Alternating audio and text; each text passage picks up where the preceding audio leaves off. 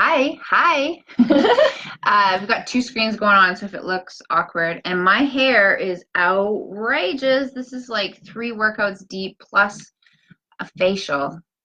I just had a facial done from Le Petite Spa, and she is a master. A master. Feel my face. I shouldn't even be touching my face. I want to touch my face because it's so soft, but I shouldn't be touching it.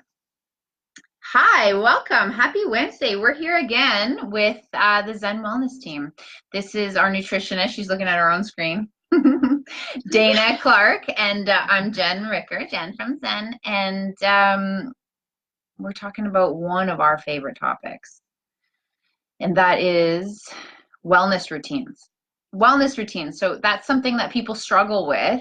We, jump out of the gates when we start something new and everything's going strong, but like, how do we keep going? How do we build consistency, can build sustainable routines, and not to mention what routines should we be doing? So we really focus on 3 elements: eating well, thinking well, brain, health, wellness, and moving well.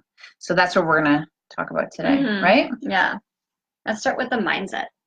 All right. Most important, got to get your mind right. So what are your, share some of your mindset routines? Sleep. Sleep. Yeah. Sleep is so important. You can't have a good mindset, a positive attitude if you don't get the quality sleep. Embracing your, what do they call it? Circadian rhythm clock, your algorithms and things like that. You want to make sure that you're on the right clock.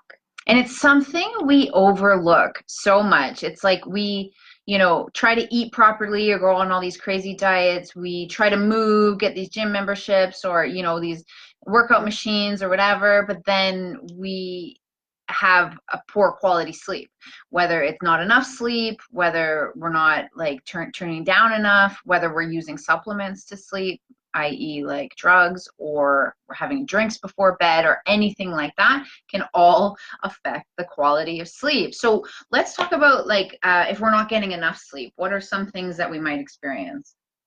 Oh, wow. Your blood pressure can get all messed up. Your blood sugar levels get all messed up. Your metabolism gets all messed up. Everything gets messed up. Your mental health takes a dive. Yeah, so all those things come into play. So some people are struggling with weight. They're moving properly. They're eating well, but then they're still not losing weight. And they're like, oh, I'm doing everything I'm supposed to be doing, Dana, I swear. Then I'm like, okay, well, what's your sleep like? Right. And then that's where we find the problem. And then we address that. We work on that. And then not to mention, sleep is where we do all of our rest and recovery. So, now it's a common theme in the wellness industry. Rest, recover. Rest is just as important as, working out and moving your body and all that sort of stuff. And that is true. But it's not like on Sundays. Sundays are not the day of rest. You can't make it up. You no, can't make it up. That's one big myth, is that you cannot make up sleep. Like and people have contested this, but we follow Dr. Matthew Walker, and he's a neuroscientist who's been studying sleep for 20 years, and sleep is still understudied. Like there's still so many things about sleep that they don't know. But one thing they do know is how important it is and how you can't make it up. So like you get 6 hours sleep last night. It's not like you can sleep 10 hours the next day and make up the damage that you could possibly have done with that 6-hour sleep.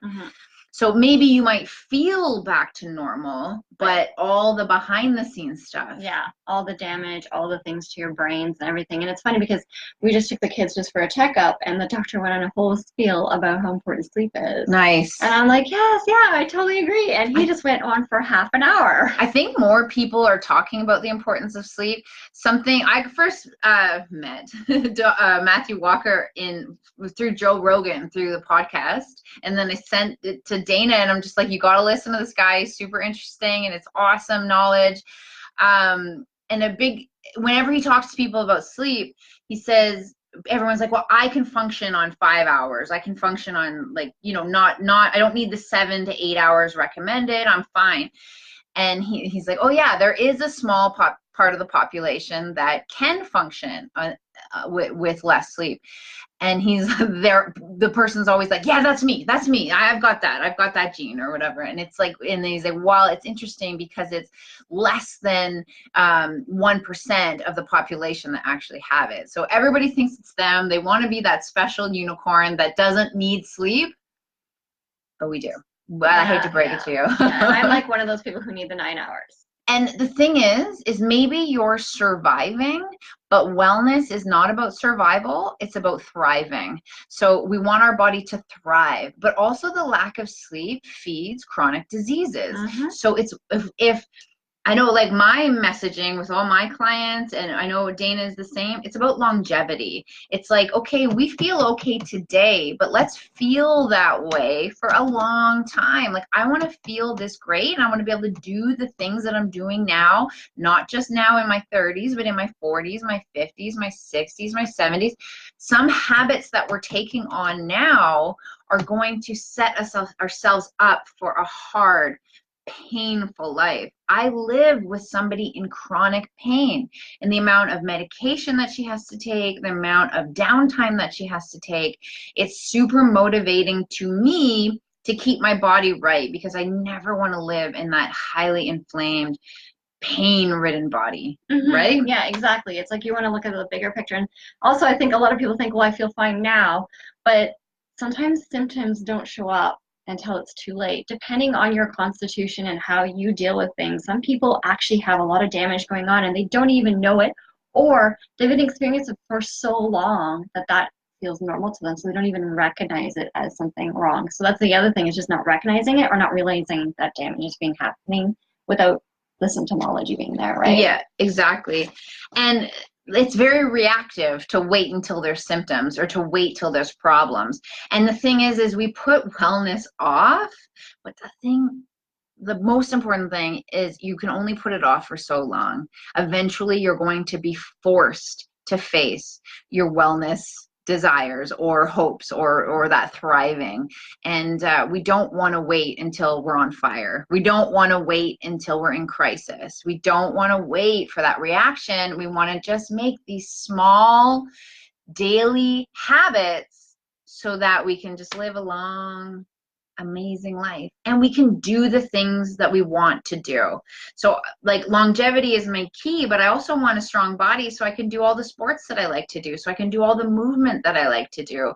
And how many people will experience problems because they're inflamed or low energy or whatever is going on, and that pulls them away from their passion. Like, say you play hockey or soccer or whatever, you pole dance, your joints are inflamed, you're going to have to take more time off, right? So we eat healthy so that we can do the things that we want to do. Yeah, so you can keep doing those fun things and running after your children and all that wonderful running stuff. after your children, running after your grandchildren, you know. A big one for me, my mindset is staying present, is being very present. And that comes with meditation, but that also comes with living and breathing in each moment. You know, I got introduced again to somebody very valuable, Eckhart Tolle, A New Earth. And he is big on that, just being in the present. We're so busy working on the next moment or the last moment that we don't ever enjoy this moment. And I find the best thing for my own personal wellness practice is when I find myself my mindset practice, when I find myself getting overwhelmed with details in the past or the future, I just bring myself right into the present. And the biggest thing that helps me bring myself into the present is my breathing. So deep breath really helps my mindset practice. Not only that, but positive affirmations. It's so cheesy. It's like, I don't know, I'm aging myself, but like, was that Guy Smiley, exactly. Guy Smiley, I'm good enough. I'm smart enough. Gosh darn it, people like me. We're old. We're old. It's okay. Because we look young. Look at our skin's glowing. It's so effing cheesy, that I feel lame saying it, but I look in the mirror and I tell myself really beautiful things. I tell myself that I love myself. I tell myself how awesome I am, especially when I'm staring in the mirror, criticizing myself, like in a change room or at home when you're getting dressed. I flip the script. And the thing about mindset and affirmations is you don't have to believe it.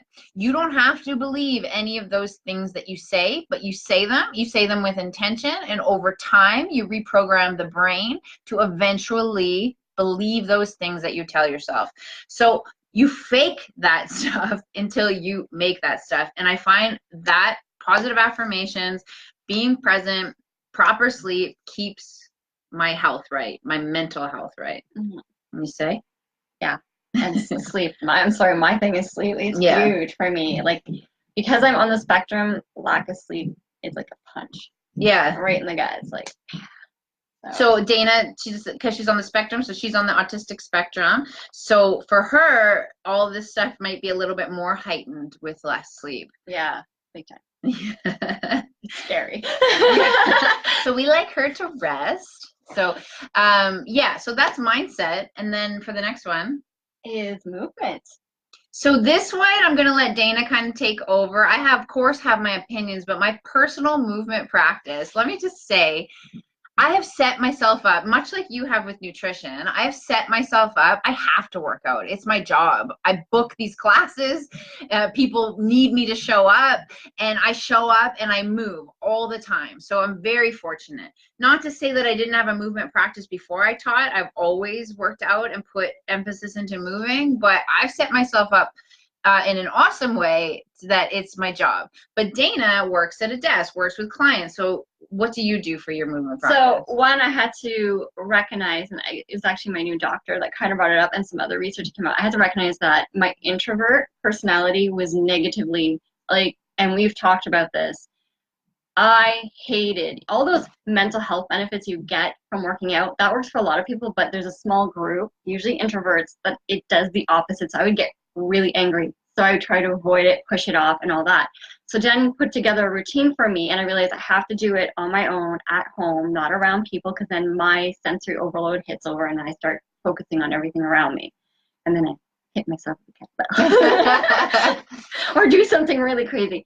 So I actually have to do it every day, and it's small for me. I have to do like a really small intense workout. I can't do long ones because then my energy goes down too fast. So for me, consistency is key. And if I don't, then the excuses start coming easier and easier. Yeah. So I have to do it. So no matter what, and I have to do it. And it's like I just tell myself it's 30 minutes and then I'm done. And then she did it so well that it's intense that I can't even get into the negative pattern because I have to focus on my moves or I get hurt. Yeah. So I have to get right into it. So you want to work with Jen. Well, that's the whole thing about what we do here versus like say running on a treadmill. On a treadmill, everyone knows how to run. Everyone knows the technique. So then you start getting those patterns in your head, thinking about, the so hamster me, it was like, on the I wheel. could be doing this. I need to do this. So then I get angry and the kids would run because mommy's getting tense. But with the kettlebell and then the movements I'm doing, I have to focus on every movement so I don't hurt myself. And I can't even go there. So talk about being present, right? Yeah. It's active meditation because you have to be so into the movement that you're doing and the stuff that we do at Zen, like pole dancing. Your mind doesn't wander because you're like trying to figure out what the instructor's telling you and trying to do all the details and don't fall off the pole. And then kettlebell's the same. You got to focus because you're swinging around this big weight. You know, we kickbox in the morning. It's the same. I focus on the body. I focus on the technique. It's the same with yoga. Every little piece of your body has a job, including your breath.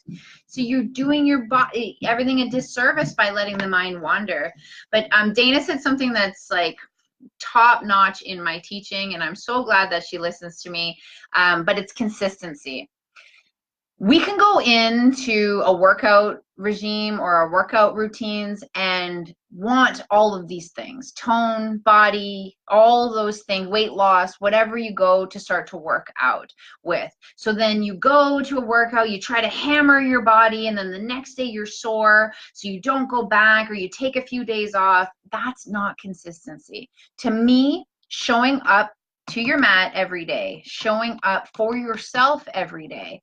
And I tell people when they come in, or when we're building in our wellness program, we build a home practice. And my theme is show up every day. If you show up to one of my classes or in the wellness program, the home routine, and you sit in child's pose the whole time, that's still a workout. That is still a part of your movement practice because you showed up on the mat and you built that consistent routine. Some days you're going to show up on the mat and you're going to be a rock star. Some days you're going to show up to the mat and you're going to be complete shit. And that is okay because you're going to be consistent.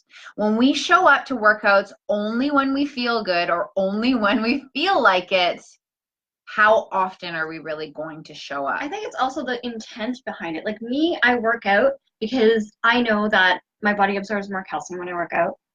I know that all my aches and pains, because I'll feel some of my getting older and being lazy, aches and pains will come back and haunt me. So if I don't work out, that bothers me. My ribs are bad.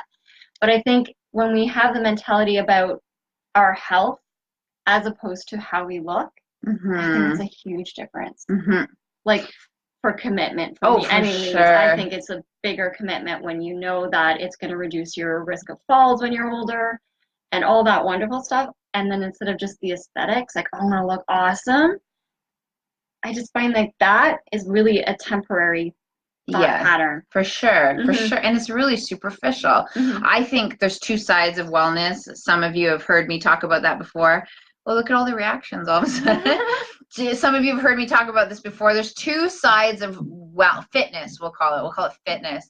And I believe one is the aesthetics and the other one is wellness. We are on the wellness side. We don't talk about how we look. We don't talk about weight loss. We don't talk about, you know, all of those aesthetic things because that is superficial and that is a byproduct of being well.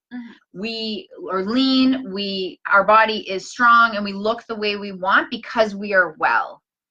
If you look strong but you're not well, it's just false, it's just fake, it's just like, it's total aesthetics. It's like, why are you doing that when your body could be like living in an inflammatory state or when your mental health isn't there? And it's like, if we think of wellness as the number one thing that drives us for any of these routines versus how we're going to look in the end, I just, like Dana said, it's more sustainable. And also, talking about longevity, we're not going to look this way forever. And that is a hard pill to swallow, especially especially in today's society where we can buy parts and like nip and tuck things. And no judgment to anybody who decides to do those things, but a lot of those things are based on pressure of us not wanting to accept that we're not going to look like this forever. So if we base all of our worth and we base all of our goals on the way we're going to look, that's not longevity. We're going to get to our 60s and 70s and be like, what the hell happened here? Right? Yeah. What the hell happened here? Because I don't look like that model, that supermodel, or that Instagram star anymore. But you could be still strong. You could be still well. I mean, I hope I will feel and be able to move like this forever. So that's my thought on that. Wellness versus aesthetics. Or sorry, fitness versus, no, what did I say? Wellness versus aesthetics when it comes to the fitness industry. So that's the movement practice daily, whatever it is, even if it's child's pose for 10 minutes, even if it's a walk with your dog. And try and find movement in everything, even how you're sitting. So right now, I'm sitting in a position I rarely sit in, and my shoulders are slunched forward because I'm coming forward at you. But whatever I do, I need to undo. I need to sit up straight. I need to move my hips. I need to stretch my hips out after I get out of this position. You cannot, even though I sell 1-hour classes here at the studio, you cannot sit at your desk for 8+ hours a day and sit in your car and expect a 1-hour workout to reverse that. You cannot. It's just, it's a lie. You need to find movement throughout your day. Taking walks. I had a client move their printer out of their office. So every time they need to print something, they went and got it. Set a timer, go fill up your water glass every 25 minutes is a really good time blocking. That's what I do. I'll set a timer when I'm going to work and sit for 25 minutes, and then I'll take a break, a movement break. Whether I get up, I go get something, 25 minutes of concentrated work, 5 minutes of whatever that rest, bathroom break, whatever, but movement, 25 and 5. Some people will be like, I'm too busy. Drink more water so you pee a lot. Yeah, exactly. You're going to be too busy until your body tells you to stop, and then you won't have any choice but to face it. So if you can't take those 5-minute breaks with 25 minutes of concentrated work. And that can be even just like if you need to task something, what I do is like if I'm really focused because I get really absorbed into it, I'll just stand up. I'll move my computer to a table and then go back to it and then stand up. So at least I'm standing now, and I could still be. Yeah, change your working position. Exactly. Yeah. Exactly. So those are movement, finding movement throughout your day. I've got tons of extra ones if you ever want to DM me if you need some inspiration. I love talking about this stuff. So if you ever want to DM me with your problems, uh-oh, shouldn't say that, but no, if you need a bit of inspiration, I love this stuff, and I've got tons of little creative ideas. Now, nutrition. Yeah, the final piece of the puzzle. Maybe could you say, I don't know, sleep's important, movement's important. Is there one that's the most important? With nutrition? No, with all three of these. Like if you had to like rank them, or they're all equally important? I think they're all equally important because they all kind of tie in together. Like if you move your body, you'll sleep better. If you sleep better, you move better. You make better choices with you eat. So you can try to, but I think, and it also would different from everybody, right? See how much integrity she has. I gave her the opportunity to tell that nutrition is most important, and she just tells the truth. They're all super important. So what's your nutrition routines? Nutrition routine for me is cooking from scratch. So meal prep is huge. Well, obviously reading labels. But here's the hard pill to swallow. We are so busy, we want convenience. Healthy convenience food is few and far between. Food prep is a must. It's a must. And this is what we tell people. We do not have a magic answer. We do not have a little kit full of convenience foods that we're going to sell you. It's really in the prep work. You have to prep. If you don't have time to prep, then you need to make the time. Then you need to prioritize your time, because it's so funny because we need to eat to live. It's like the fuel. It's like you wouldn't drive around your car without gas, you know? You take the time to fill up your gas. Yeah, exactly. Take the time to fill up your body. There's nothing more important than the way you feed yourself and your family. And I think if you so a lot of people are like, I don't have time. I don't have time. But if you have a good prep as part of your wellness routine, you'll have time, because sometimes it's as simple as having everything prepped and just grabbing and tossing things together. Is it more that you don't have time, or is it you don't have inspiration? Right? It's like we can get tired of the same old things. We don't know how to meal prep for future planning. We think that every meal has to be this like huge production with all these little components.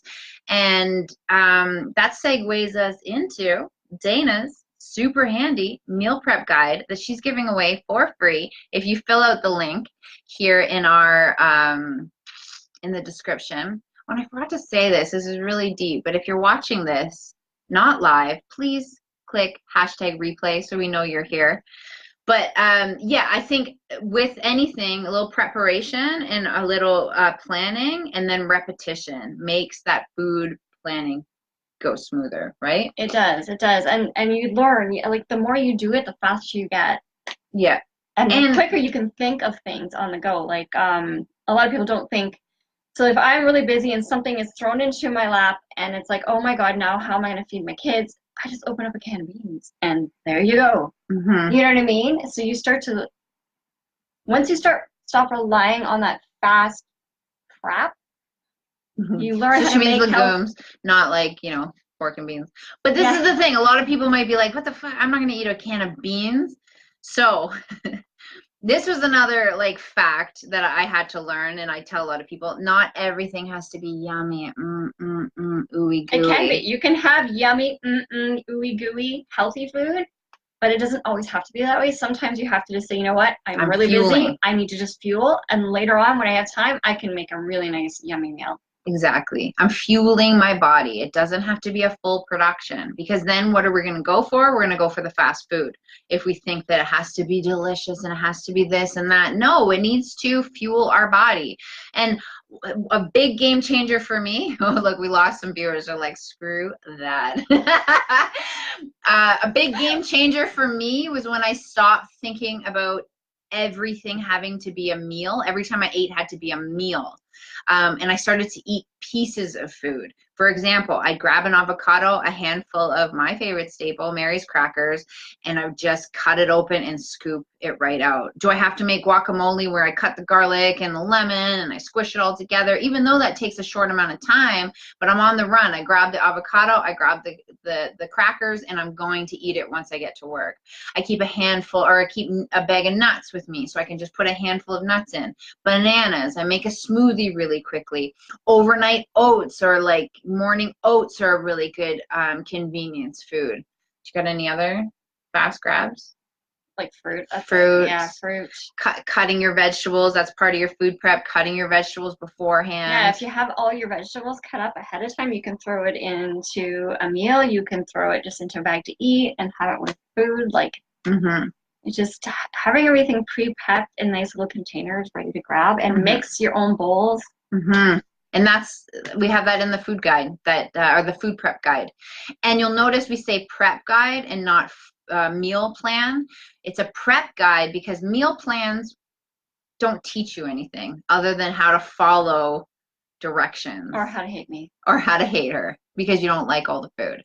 And also how she can hate her job because she's just sitting there trying to guess what Oh you my like. goodness.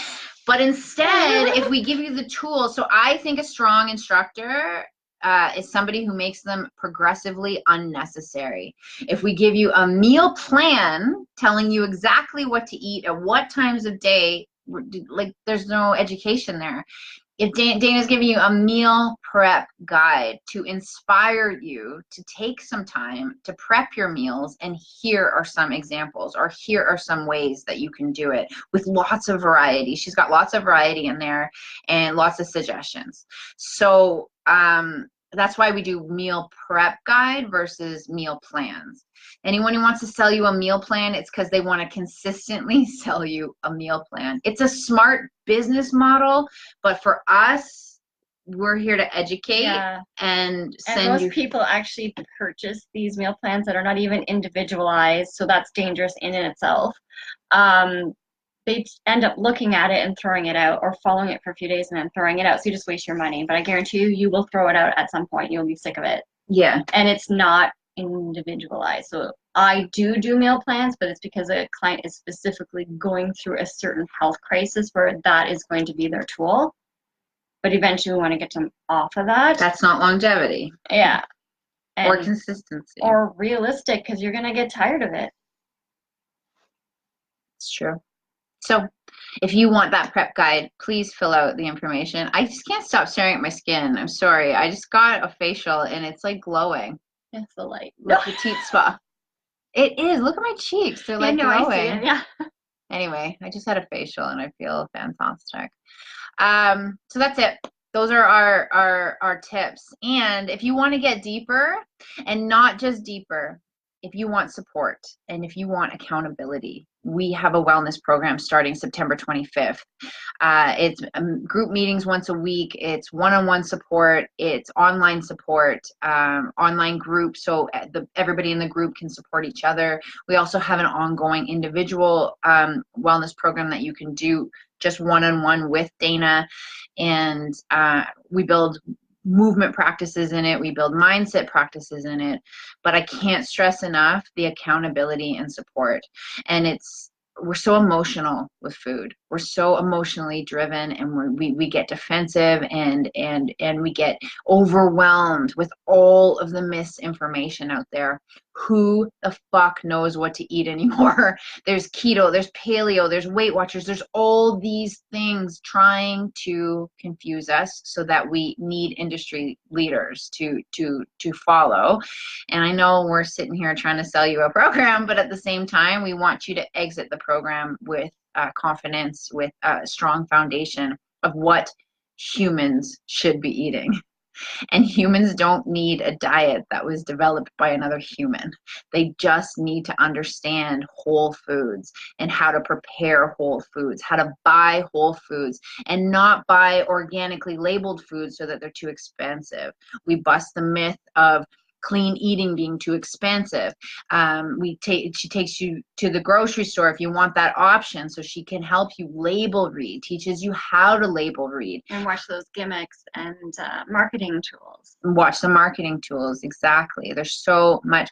She even has a cooking class option where she'll teach you how to do this food prep, how to replace, our dairies or the wheat in our diet, which we're trying to cut out, the sugar in our diet, how to identify where there is sugar. There's over 100 different ways to say sugar, and we're thinking we're sugar-free when we're not really sugar-free. It's support, it's guidance, it's accountability, and that is what we need. So if you're interested, please, first grab that food guide, and then keep watching zenlife.ca. I have a description on there. The Zen Fitness Facebook page, the From the Roots Facebook page, which is Dana's business. And we're starting September 5th. We've run about 12 rounds of this program. 25th. You said 5th. 25th. Oh, 25th. Yeah. We didn't start already. We've run countless, what did you say, 12 rounds of the program? Something like that. I stopped counting at 9.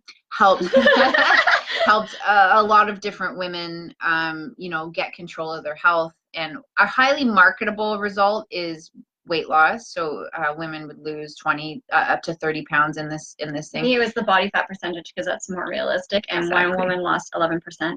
11% body fat.